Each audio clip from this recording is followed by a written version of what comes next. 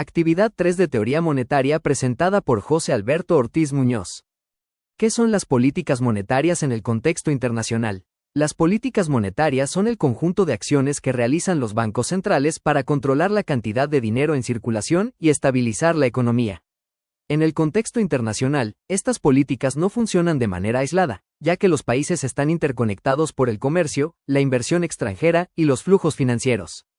Esto significa que una decisión tomada por un banco central, como la Reserva Federal de Estados Unidos o el Banco Central Europeo, puede afectar directamente a economías emergentes como México. Por ejemplo, una reducción en las tasas de interés en Estados Unidos puede provocar salida de capitales hacia mercados más riesgosos, afectando el tipo de cambio y la inflación en otros países. Teoría monetaria del comercio internacional. Desde la teoría monetaria del comercio internacional, se analiza cómo la oferta y demanda de dinero influye en los flujos comerciales entre países.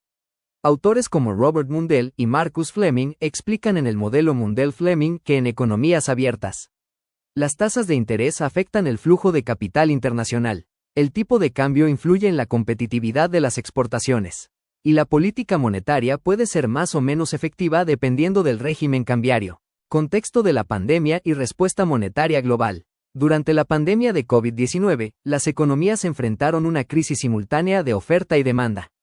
Esto llevó a los bancos centrales a implementar políticas monetarias expansivas sin precedentes.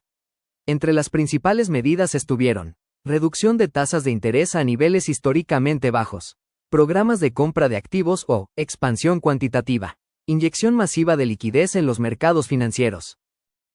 Inflación, efectos post-pandemia.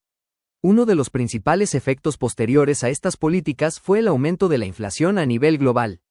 Durante la pandemia inicial, la inflación se mantuvo baja debido a la caída del consumo. Sin embargo, posteriormente, el exceso de liquidez, la disrupción de cadenas de suministro y el aumento de la demanda reprimida generaron presiones inflacionarias. Tasas de interés, respuesta contra la inflación. Ante el aumento de la inflación, los bancos centrales cambiaron rápidamente su postura hacia políticas monetarias restrictivas.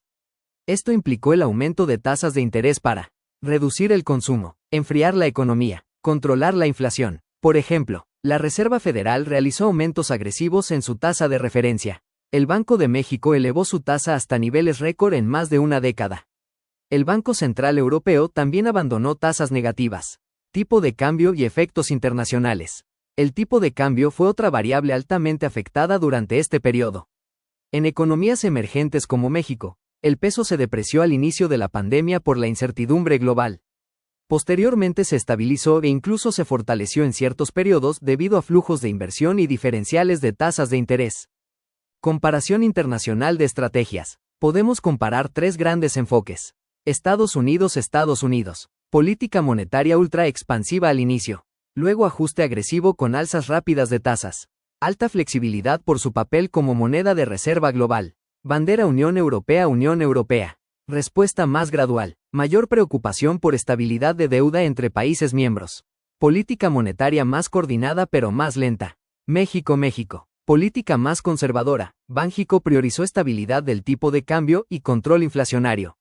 Subidas de tasa más prolongadas para mantener credibilidad. Análisis crítico personal. Desde mi punto de vista, la pandemia demostró que las políticas monetarias siguen siendo una herramienta fundamental para estabilizar la economía global, pero también evidenció sus límites. Por un lado, las políticas expansivas evitaron un colapso económico mundial.